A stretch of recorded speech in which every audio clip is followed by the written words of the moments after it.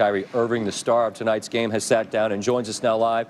Kyrie, congratulations. We just talked to Rachel Nichols, who said you mentioned to her you knew I was going to respond. How do you describe the wait from Wednesday night until tonight, and how you spent those hours thinking about tonight? Well, appreciate you having me on your show, Scott. It's a pleasure. And you know, I didn't want to have any emotional carryover from Game 3. It was a do-or-die game. Didn't come out on the successful side, but we have a resilient group, and we understand how important it is, you know, to finally just settle into the finals. And I think we did a great job of that tonight. Collectively, we were clicking, and you know, guys were making shots, so that helped. And you know, our defensive pressure and physicality was definitely unmatched. So we felt good, but obviously, it's no time to celebrate or be satisfied. We're still down 3-1. We understand that we still have a steep hill to climb. Yeah, this is what's the old saying? The journey of a million miles begins with a single step, and you took that first step. What has to happen collectively to take the second and then potentially the third and/or fourth steps? Well, we got to make our flight tomorrow, and then you know, go into Oakland with the same mentality. You know, if we had our veterans just really settle in tonight, and I was so proud of them. And you know, obviously we have, you know, some juggernauts on our team that we can rely on. But coming out, we just wanted to be aggressive, set the tone on our defensive end, and then you know, after we got this win, you know, I'm looking around and I'm telling all my teammates that the focus level has to be an even higher level, and it has to be even sharper when we're getting on this flight tomorrow. So we're going to be ready, and I know you know, the Warriors will be 10 times ready, but we got to go in there with the mindset that we want to come back home. We're a long way up here in Connecticut from being in the building, but I mean, we got some big screen TVs, and it certainly looked like it was a physical, and you referenced it was a physical game. It felt like things ramped up a notch. Yeah. How would you describe what it was like on the floor as opposed to the other games?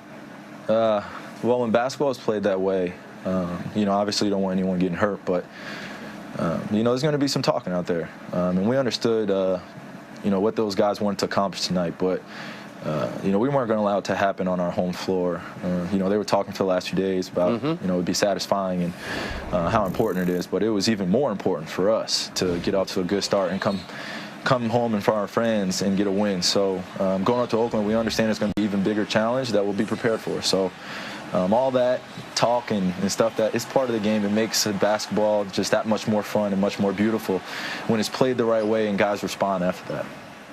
Obviously, the personnel is different, but you've done this 3-1 bit before. What's the value in having that sort of that knowledge that, all right, well, we've climbed that hill? Well, we definitely have some veteran leadership here that we can rely on, including myself, that we've been in this position. We understand that they're definitely not going to fold, and neither are we. And they have to come take it. They have to come take this championship from us. And every single possession, every moment counts, and we need to relish in that. And we did a great job of just continuing to have consistency on that end, of just living in every moment and just dominating it. Look, this is the biggest stage in this sport, and the stakes are understood.